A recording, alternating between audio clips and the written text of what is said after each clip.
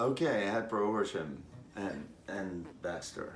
And we have want to talk a little about some of the little riffs that you can get from this A, D, E section of the guitar, which is all at fret 2 right here.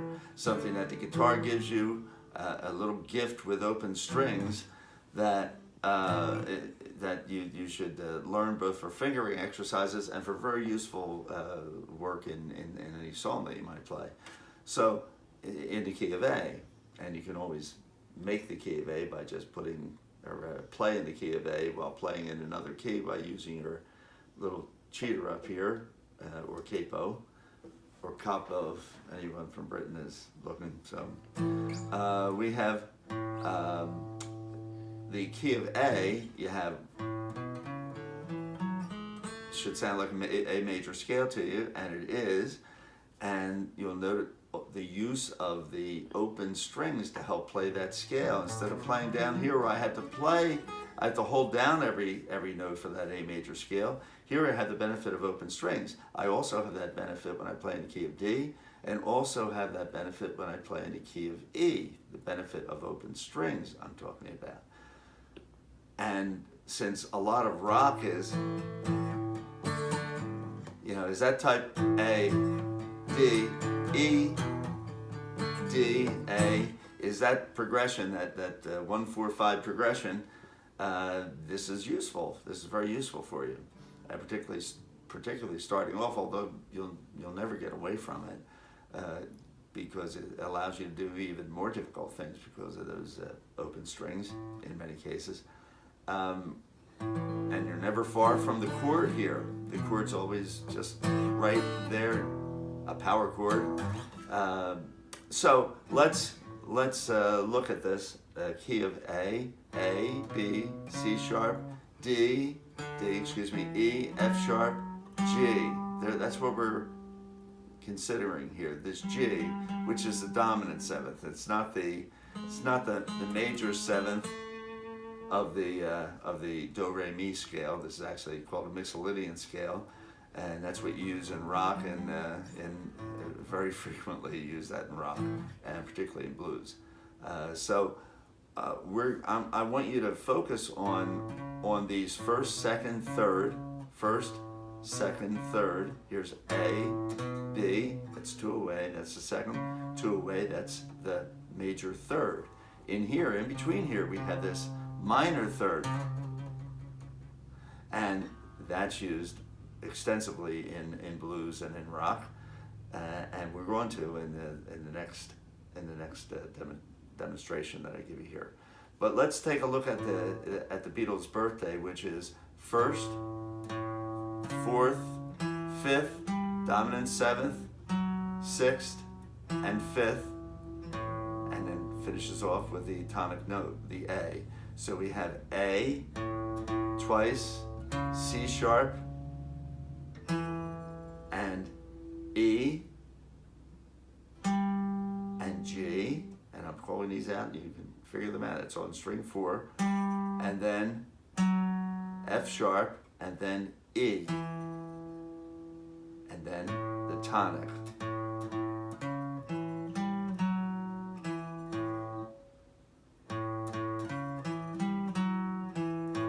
Now, when you do that, I want you to think of what notes you're playing, because these notes are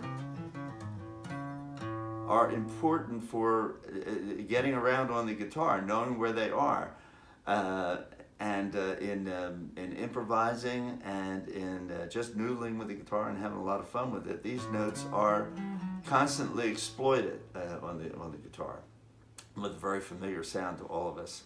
So I'm going to play that little pattern. You're going to play that pattern for the A chord.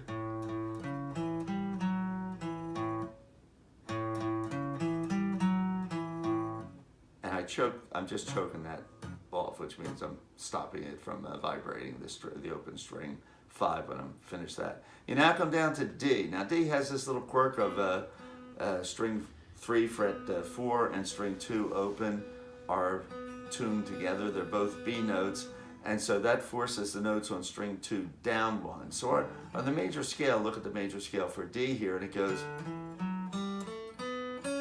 See, everything's the same on string 4, open, that's a D, E, F sharp, G, open, string 3, string 3 fret 2, A, B, string 3 fret 4, and then string 2 fret 2 instead of string 2 fret 1 like the A scale, and then finish off on string 2 fret 3, which should be no surprise to you because that's the D chord that you've made since the first time you picked up your guitar.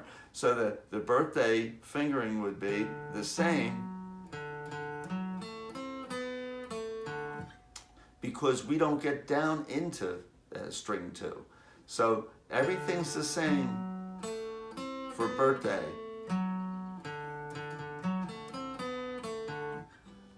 And when I come up to the E chord, then it's E, F sharp, G, G sharp, excuse me, A, B, C sharp, and a D sharp here, and an E. The very same as the A, and the D is just the very same till I get here. But remember, birthday, that doesn't even come into play because you're just using 2 strings. So the E portion, the E chord portion of the little birthday riff is, excuse me, let me take it from the top so you don't get mixed up here, and I'll just get up to that E.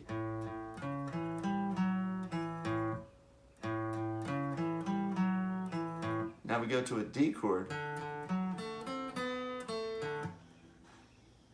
back to A, and then E, and then back to the A.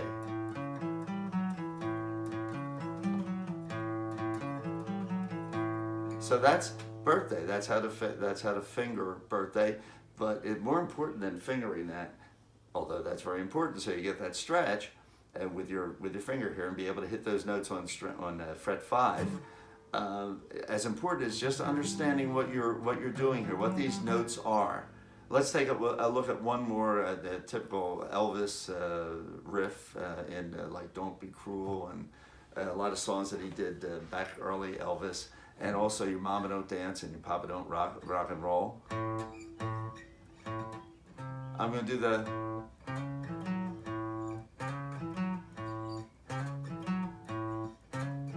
So what are we doing there? I'm sliding that string 5 on the A chord, and the A chord, that little riff is string 5 open, string 5 fret 3. I put my ring finger there and slide that down from the C to the C sharp, which is the minor third to the major third, and then come up to this 5th, which is string 4 fret 2.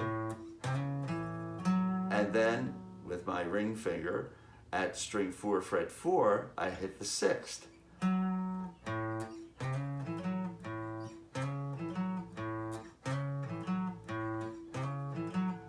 And I hope you see that very same pattern, this is extremely important, that very same pattern is played for the D note.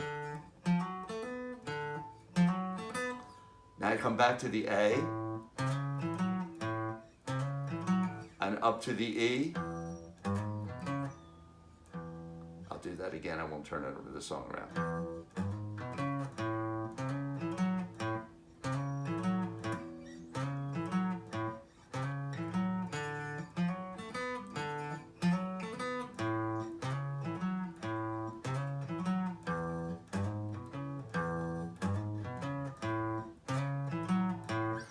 So that's another one to practice. You can also do this by, I'm doing it with my slide down here, a little slur, with using my ring finger. You can hammer on from the 3rd fret here, which is the minor 3rd in these chords. You can go.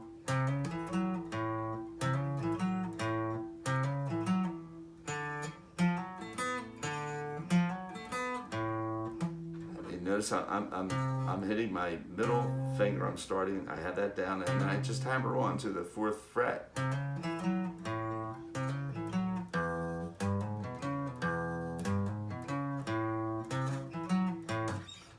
So there's Your Mama Don't Dance and You Probably Don't Rock and Roll, and Don't Be Cruel, and a bunch of other Elvis songs where it's just that little bouncy country, which eventually became country rock type riff.